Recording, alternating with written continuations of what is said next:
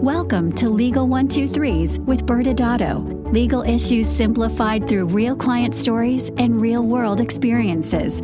Creating simplicity in 3, 2, 1. Welcome back to Legal 123s with ByrdAdatto. I'm your host, ByrdAdatto, my co-host, Michael Byrd. As business attorneys for healthcare practices, we meet a lot of interesting people and learn their amazing stories. This season's theme, Brad, is the future of wellness, where longevity, advanced weight loss solutions, and anti-aging innovations collide. Get ready, Brad, for insights from the people driving the evolution of the medical industry. All right, Michael. So I really want to impress our guest today. She's live in the studio. So quick temperature check before we get into my legal brilliance. Important question. Everyone. Well, first, I wouldn't start with referencing your legal brilliance because you're setting expectations far higher than you can ever meet. And I'm definitely concerned. Okay. Well, I was just trying to be modest and hot at the same time. Theme parks, roller coasters. Where do you stand, Michael?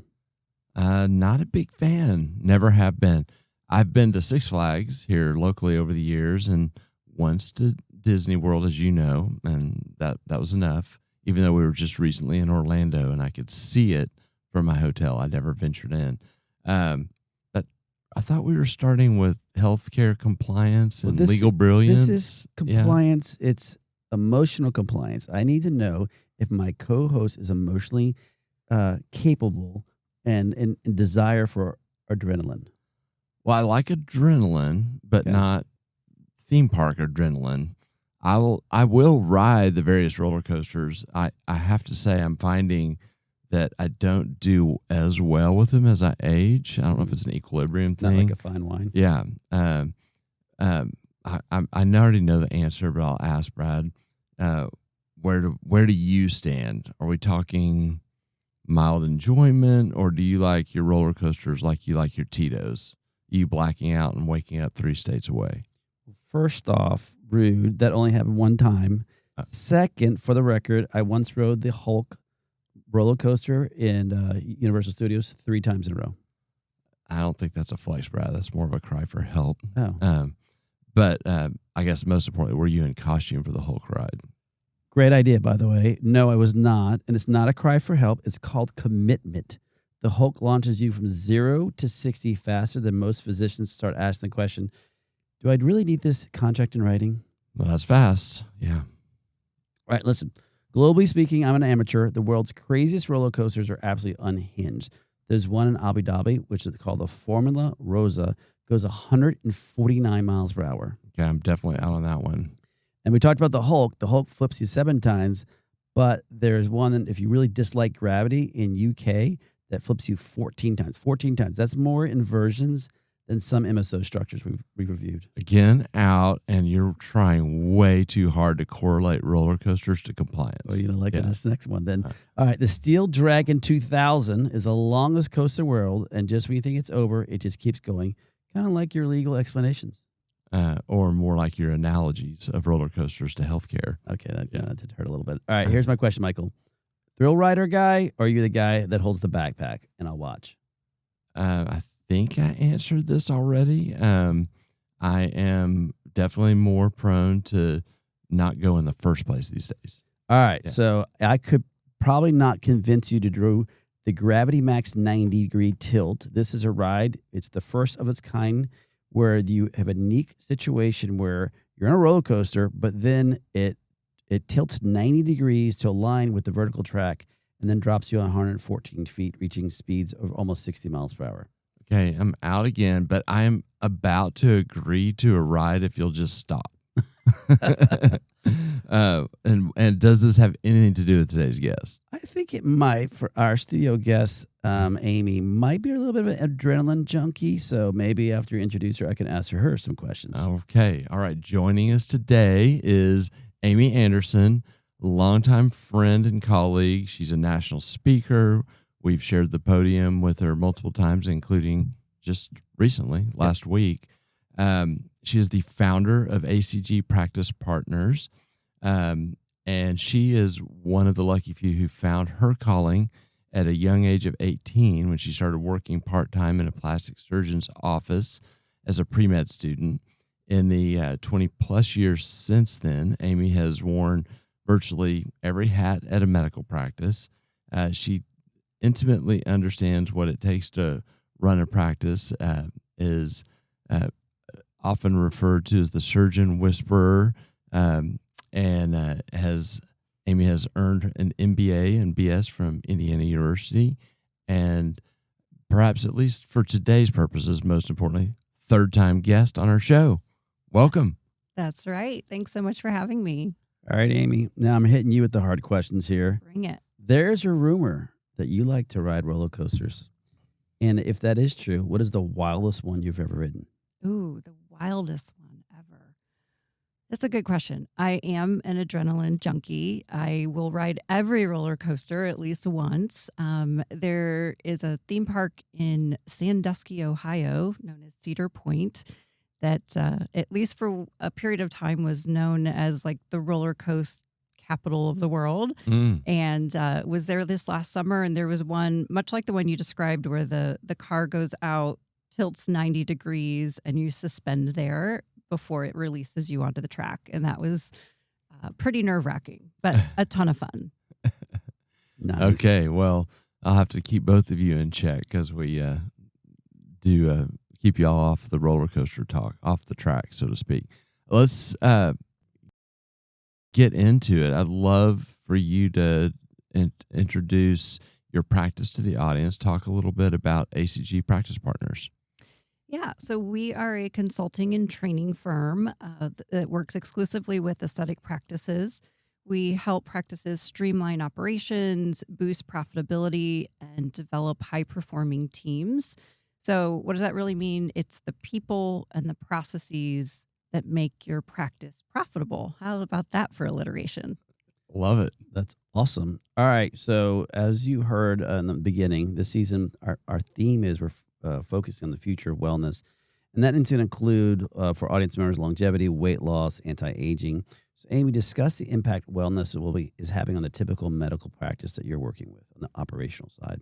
Yeah. So a few things come to mind. First and foremost is the revenue model. So a lot of times traditional medical practices are very transactional, right? Very episodic. Patient comes in for one treatment, they pay, and they're gone. Wellness introduces a more predictable recurring revenue model, very heavily based on memberships, packages, ongoing care. So I would say that's the first thing that comes to mind that impacts practices.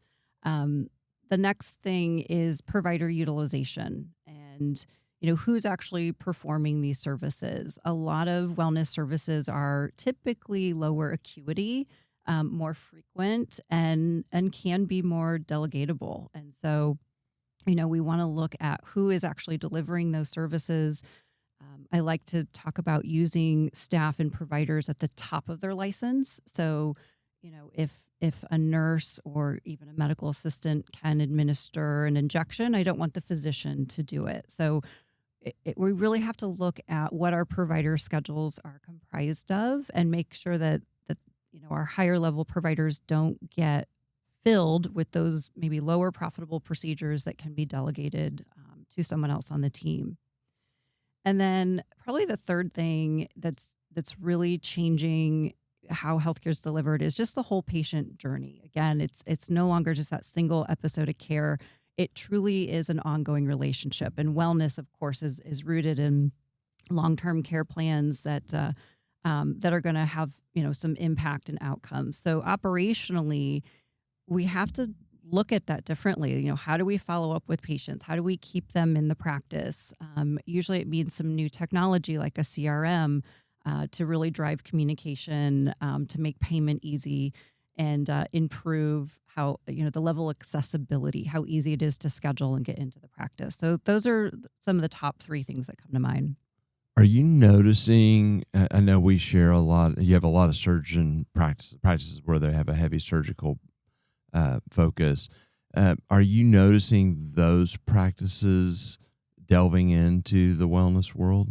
Oh, yeah. I think I see a lot of plastic surgeons who already have an aesthetic component to their practice, of course, a non-surgical aesthetic, see this as kind of a natural add-on because we're dealing with the external aesthetics and beauty and wellness, and we know that internally those things drive the outward appearance, and so adding some wellness services seem like a natural adjunct, but they are fundamentally different, right? They're not aesthetic treatments. They're more internal medicine driven treatments and procedures. And so it really is different from what they're already offering. I know. I think a lot of doctors don't, at least initially, don't appreciate that difference. I'm curious if what kind of friction you've seen practice experience with that, it seems like an easy add-on, like in aesthetics, you add a device and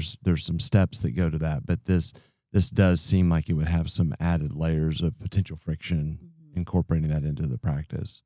Yeah, listen, all of the treatments being provided really should warrant a detailed medical intake and review of medications. Even when we're doing skin treatments. That said, sometimes I see those pretty limited on the aesthetic side, but when we're getting into internal medicine-based treatments, it's even more important to have very clinically sound protocols in place, that we're not just prescribing medications without fully understanding the patient's medical history. So I think just from a clinical side, that's one of the most important things to think about. And so we're talking about some of the friction points, but what are the benefits you think the practice are receiving for that, though, by adding the wellness to it, the practice? Sure. Well, there's huge demand for it in the market. So the money is there. It can definitely be profitable if it's set up and managed correctly.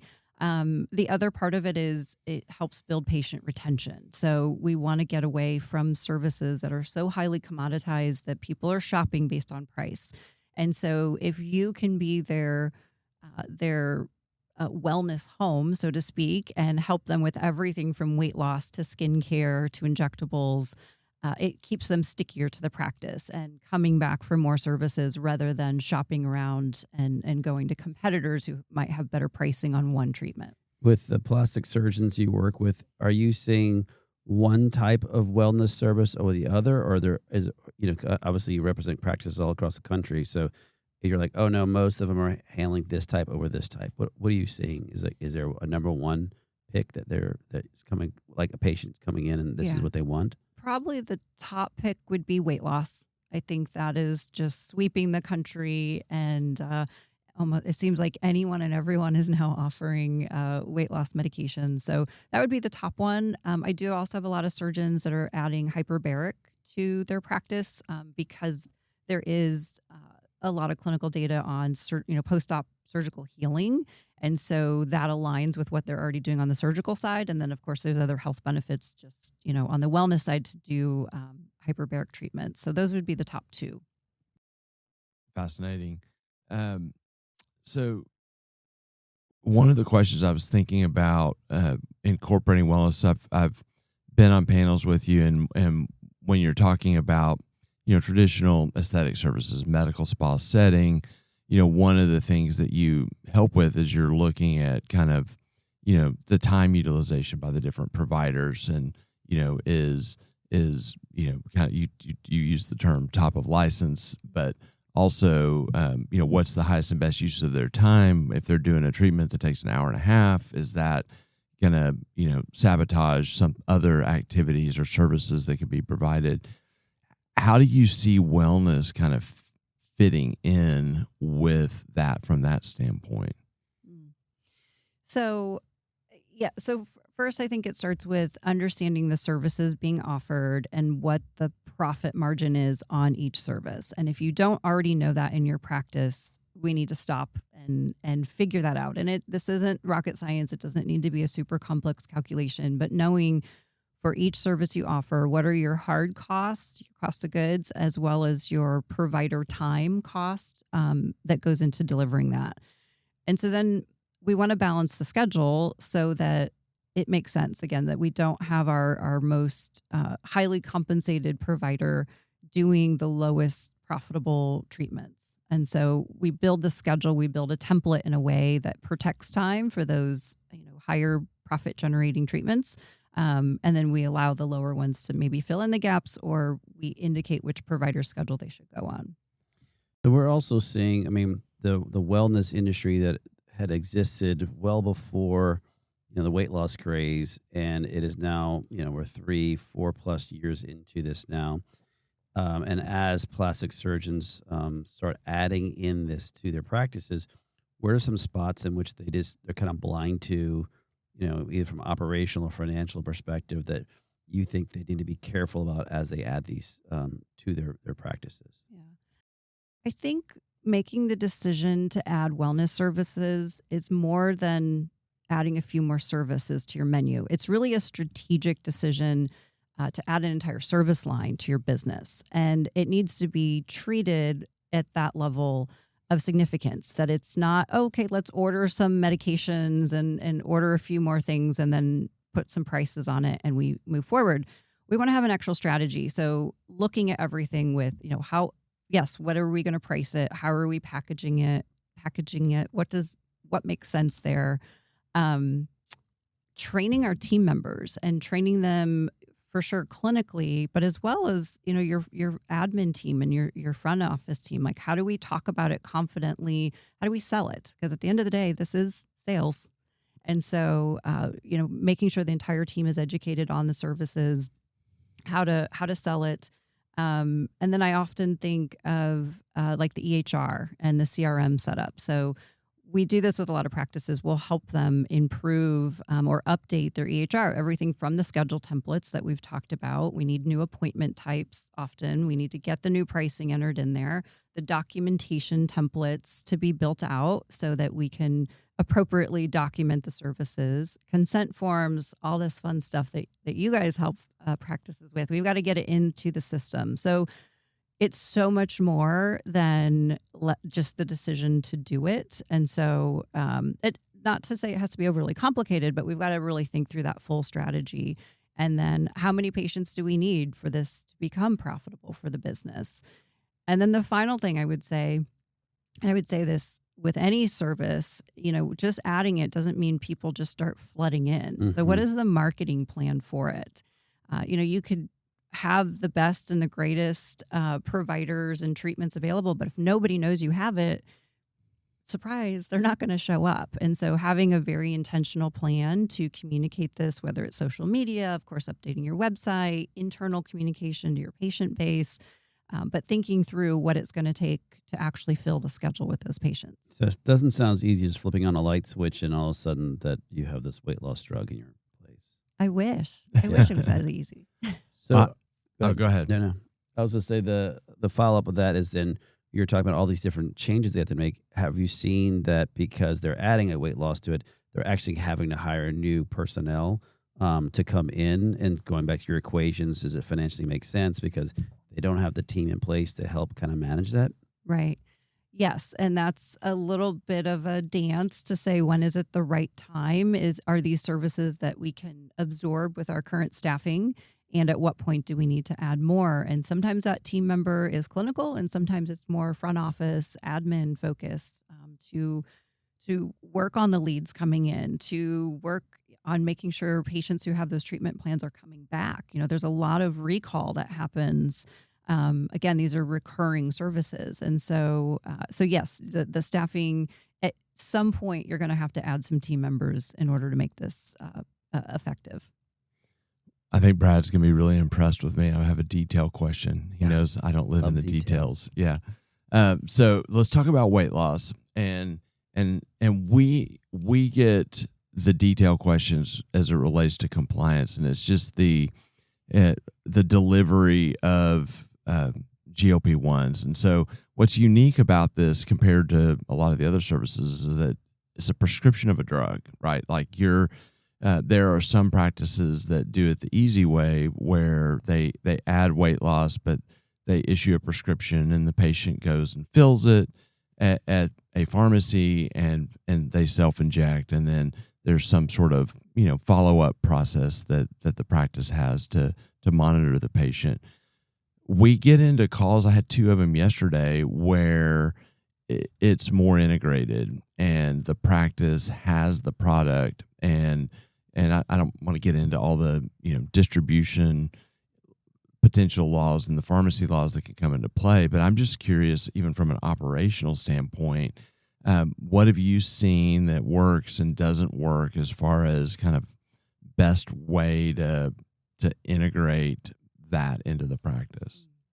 Well, that's probably the most popular choice that practices are starting with is weight loss. And for sure, the easy way is, as you described, giving them the prescription. They get it, direct from the manufacturer or from the pharmacy. But really, there's little profit to be made there, because the most you can charge is some form of office visit, and because then they're paying for the drug from the pharmacy. So obviously, it's very highly desirable to either distribute or inject the medication in the office, because now you have a package price. It includes the drugs. You can upcharge all of it. You control the process a lot more. And so I would say the most common way I see this is that the patient comes in for the visit, they get the medication prescribed, and then the practice either ships it to them or they come in and pick it up and then self-inject at home. Operationally, that works great because the patient's doing the work, right? We just have that office visit and then the follow-ups to check in on how they're doing. I do have some practices that have the patients come in to receive the injection. And again, that would be, something that can be delegated to a member of the team to provide. But that's a lot of people coming through the office then. If they're coming once a week to get their weight loss injection, we've got to think about the throughput. And it's almost, I think of ENT practices that have an allergy clinic, right? And people come weekly for allergy shots. So we kind of mimic that model of having its own schedule that we can slot those people in. There's an MA or a nurse responsible for it that day, and they're just doing the injections. It's not what I would recommend in most practices, because I think it's a lot of extra work, and you're not getting paid anymore for those visits. But if you really want this concierge approach, or you have people who are very resistant to self-injecting, then that could be a way to do it. So one follow-up question. So again, going back to the plastic surgeons you work with, I've actually heard plastic surgeons say this. I'm curious if you have too, that they're intimidated by weight loss because they don't want it to take away from their surgical services that they were providing.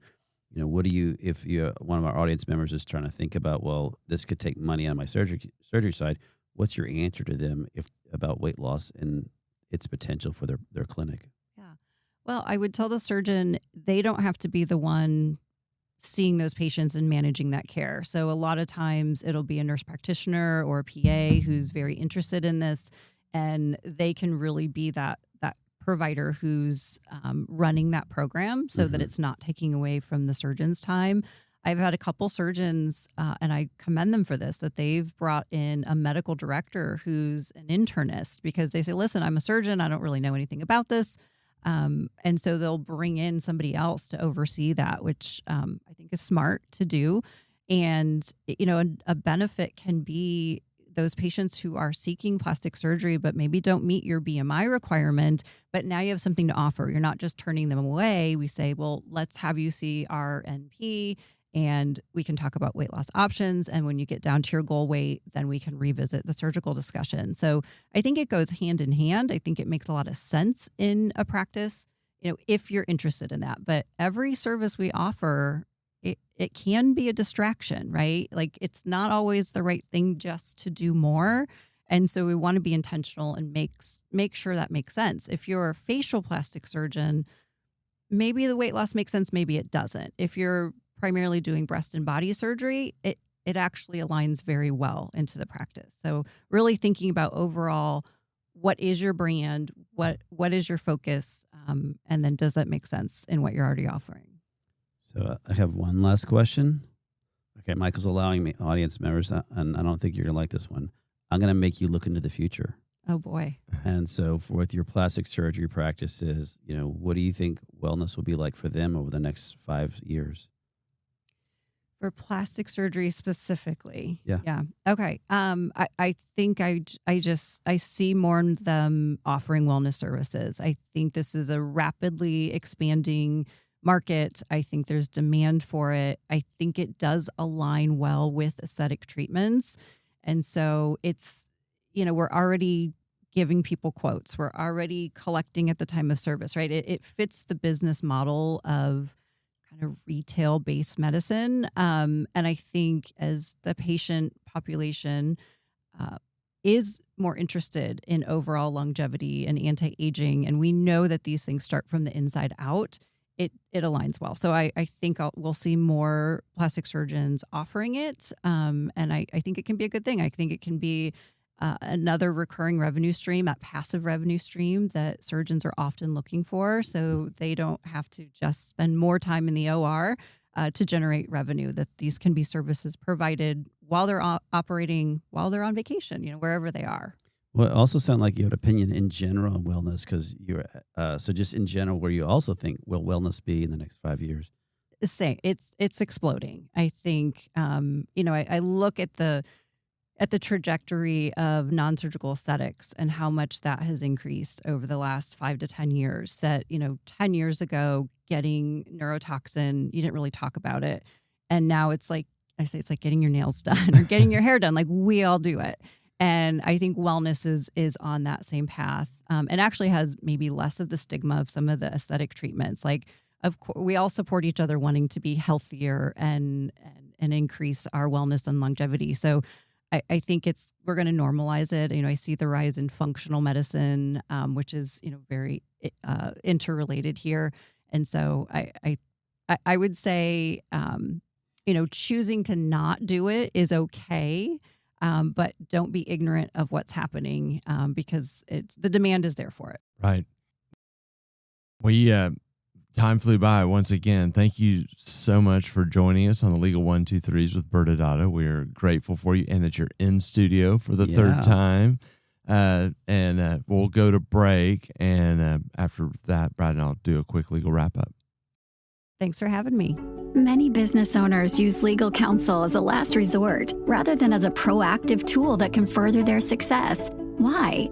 For most, it's the fear of unknown legal costs. ByrdAdatto's Access Plus program makes it possible for you to get the ongoing legal assistance you need for one predictable monthly fee. That gives you unlimited phone and email access to the legal team, so you can receive feedback on legal concerns as they arise. Access Plus, a smarter, simpler way to access legal services. Find out more. Visit ByrdAdatto.com today. Welcome back to Legal 1-2-3s with ByrdAdatto. I'm your host, ByrdAdatto, with my co-host, Michael Byrd. Now, Michael, as we heard this season, our theme is the future of wellness. And we had an amazing conversation with Amy, who just came in and crushed it and threw a lot at us. And we actually wanted to do a lot more legal takeaways, but, there's so much that she said that was really important. And one is, if you do decide to go the route of dispensing the drugs in your clinic or directly to your patients, there's a lot of legal traps that you have to be aware of. So if you decide to go that route, definitely get with your counsel before you go that. But Michael, we had one more other thought you thought of. Yeah, I loved her thought when she talked about some practices that are bringing in internal medicine doctors or supervising physicians because they know that space. And it just drives home the importance of it for any medical treatment, that if you're delegating the treatment, you have to be a subject matter expert. You have to know the standard of care. And so many times when the provider that's providing the treatment knows it, the medical director, so to speak, may not be a master of that, and that creates risk. Well, audience members, unfortunately, that's all the time we have today. But next Wednesday, we'll be back when we continue to explore the future of wellness, when we bring on our friend and client, Dr. Johnny Franco, will be joining us and talking about the impact wellness is having on the medical weight loss industry. Thanks again for joining us today. And remember, if you like this episode, please subscribe, make sure to give us a 5-star rating, and share with your friends. You can also sign up for the ByrdAdatto newsletter by going to our website at ByrdAdatto.com. ByrdAdatto is providing this podcast as a public service. This podcast is for educational purposes only. This podcast does not constitute legal advice, nor does it establish an attorney-client relationship. Reference to any specific product or entity does not constitute an endorsement or recommendation by ByrdAdatto. The views expressed by guests are their own, and their appearance on the program does not imply an endorsement of them or any entity they represent. Please consult with an attorney on your legal issues.